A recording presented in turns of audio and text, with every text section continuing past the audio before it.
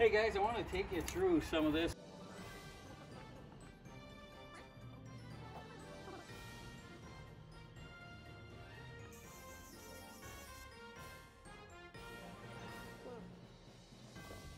Some of these old Midwest motors, especially iron blocks, they paint them and they're just nasty, you know, they're just full of this flaky rust and the paint flaking off of it.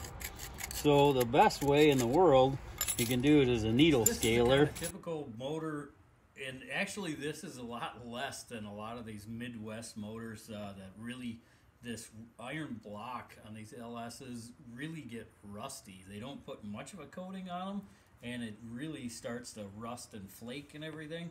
So if you're getting a block and you're doing a budget build and everything, this is how I would start off, is I would take this block, once we got it all pulled apart, take something called a needle scaler. So it's basically an air chisel with little needles on it like this, and you can go in all these pockets and you can get all this rust, flaky rust and paint and everything off of here.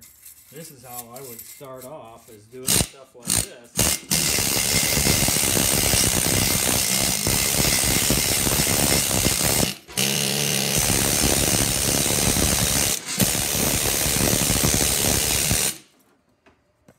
So you get the idea right there. Not going to keep doing it to let you listen to that. So I'll just go over this whole side right here like that. And I'll go in all these little pockets and crevices and all of that to get that paint and the rust flakiness out. And as soon as we do that, we're going to throw this thing in our Cuda parts washer. And this thing should come out almost like brand new. Side a little bit of flash rusting and enough where we can just clean it up with some solvent and then throw some paint on it. So we're about ready to throw one of these things together. Hope you guys like what's coming next.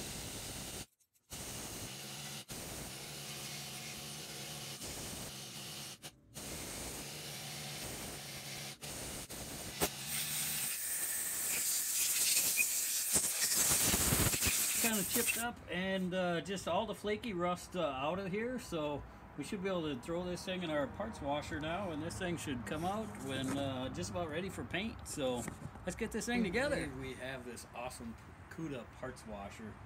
Bought this with a whole package deal with a bunch of machinery equipment. Well, of course it really doesn't fit in the garage or anything, but we're using it here anyways. We're running an extension cord off our 2-post hoist, and sometimes you just gotta adapt and make do. We're going to throw this thing in here and hopefully it comes out ready for paint.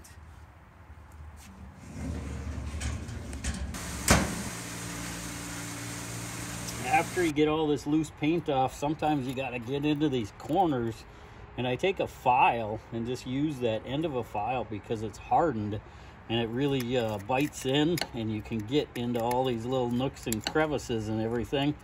And a lot of people ask, why does rebuilding a motor cost so much? Well, here's a big part of it, is prepping these things for paint is a pain in the butt.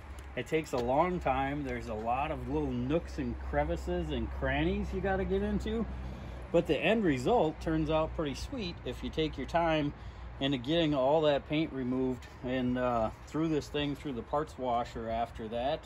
And we got all of it cleaned up, and how I want to show you some of the little tips and techniques that I use also. Like for masking some of this stuff off, I keep some of the like valley pan gaskets, the old gaskets, and you can use a valley pan, and I use that. That's a Gen 4 one, so I just keep one of those right there. Otherwise you can just use a gasket, and I just put that on. And these are earplugs.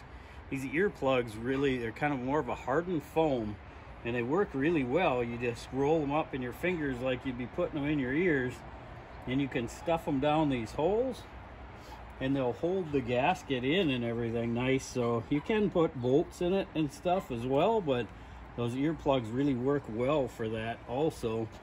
And then I'll also use old water pump gaskets and stuff too.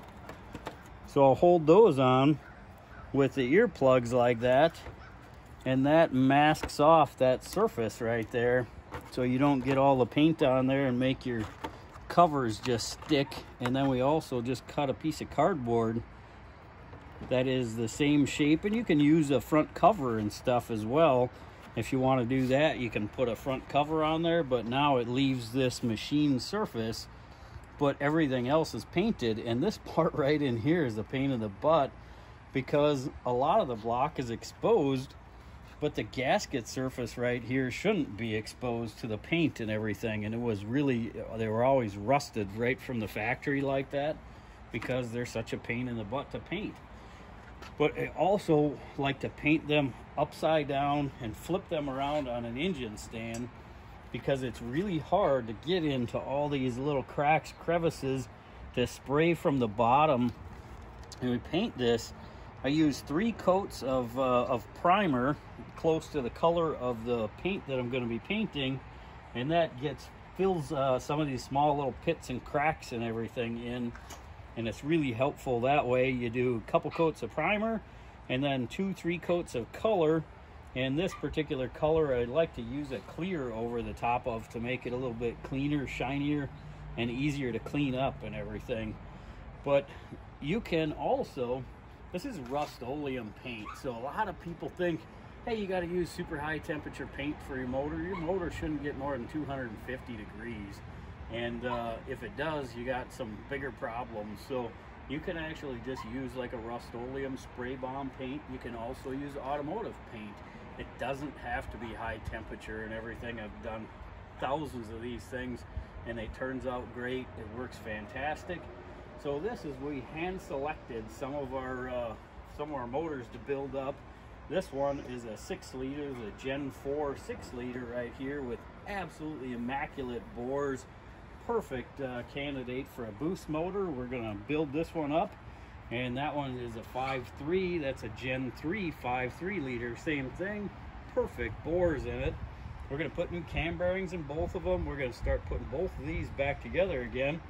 This is another L33 motor that we have, aluminum block, and it's a 5.3 aluminum block, but these aluminum gets more of a grayish tinge to it like the oil pan is right here, and the whole block looks like that. So in order to do anything, you really don't want to blast these with anything. Even if you dry ice blast them, it doesn't make the aluminum come back. It stains the aluminum and it looks like this, so it looks kind of ugly.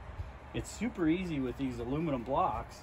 You just take some aluminum paint, like this is our Rust-Oleum metallic aluminum, and you just dust it on. So you can just dust it on and it'll kind of just blend in with that cast. So I'll just dust it on like this and get it to the desired effect that I want, that it's not completely fakey looking silver, bright silver, but now you can make it look like a nice cast aluminum, raw aluminum right there.